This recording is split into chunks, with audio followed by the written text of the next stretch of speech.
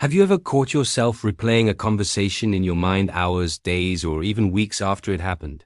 Going over what you said, what they said, what you should have said instead. You're lying in bed at night and suddenly your brain hits replay on that awkward moment from last Tuesday. You rewrite your responses. You imagine comebacks. You analyze their tone, their words, their body language, over and over. But here's the thing. The conversation is done. It's over. So why can't your brain let it go? Why do some people mentally rehearse conversations that already happened while others just move on? Is it anxiety, regret, or something deeper in your psychology? Stay with me because what you about to learn might finally explain why your mind won't stop pressing rewind. For some people, this constant replay comes from something psychologists call rumination. It's when your brain gets stuck in a loop, analyzing the same event repeatedly without reaching a conclusion. But here's what most people don't realize. Rumination isn't really about the conversation, it's about control. Or more specifically, the lack of it. When a conversation doesn't go the way you wanted, your brain feels unsettled. Something was left unresolved. Maybe you didn't express yourself clearly. Maybe you felt misunderstood. Maybe you said something that sounded wrong. So your mind tries to fix it retroactively. It replays the scene, searching for what went wrong and how you could have done better. But here's the problem. You can't change the past. So the brain just keeps looping, hoping that somehow, by thinking about it enough, it can rewrite what already happened.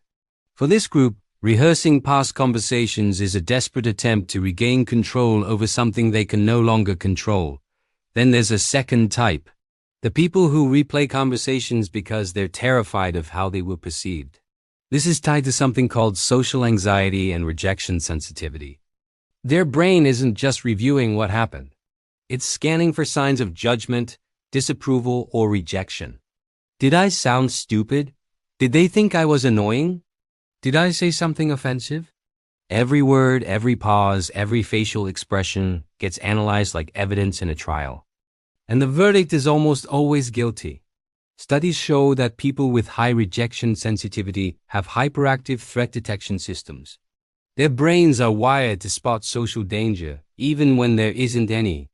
So they replay conversations not to learn from them, but to punish themselves for perceived mistakes.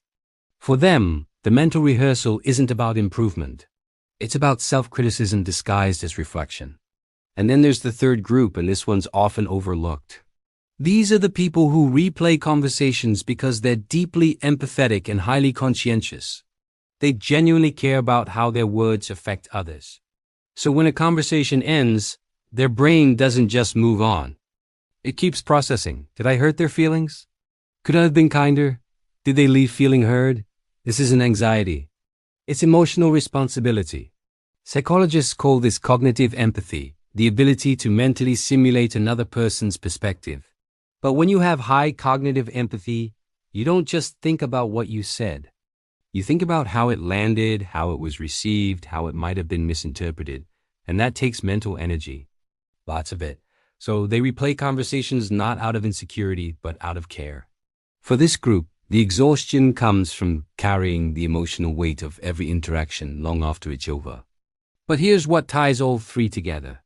They've all lost trust in the present moment. Somewhere along the way, they started believing that their first response wasn't good enough. That they need to review, revise, and perfect every word before they can feel okay. But neuroscience tells us something important. Your brain is designed to learn from experience and move forward, not to endlessly audit the past. When you keep replaying old conversations, you're training your brain to stay stuck. You're reinforcing the belief that every social interaction is a test you might have failed. The truth is, most conversations don't need to be perfect. Most people aren't analyzing your words the way you are. And even if you could go back and say it differently, it probably wouldn't change as much as you think. Because real connection isn't about saying the perfect thing. It's about showing up authentically, imperfectly, and trusting that you're enough as you are. So if you find yourself endlessly replaying conversations, ask yourself this. Am I learning, or am I just punishing myself? Because one moves you forward, The other keeps you trapped. And maybe, just maybe, it's time to let the conversation end when the conversation ends. If this made something click, make sure you're subscribed. We break down the psychology that actually explains you. And if you related to this, you will definitely want to watch our previous video on the psychology of people who feel drained after socializing.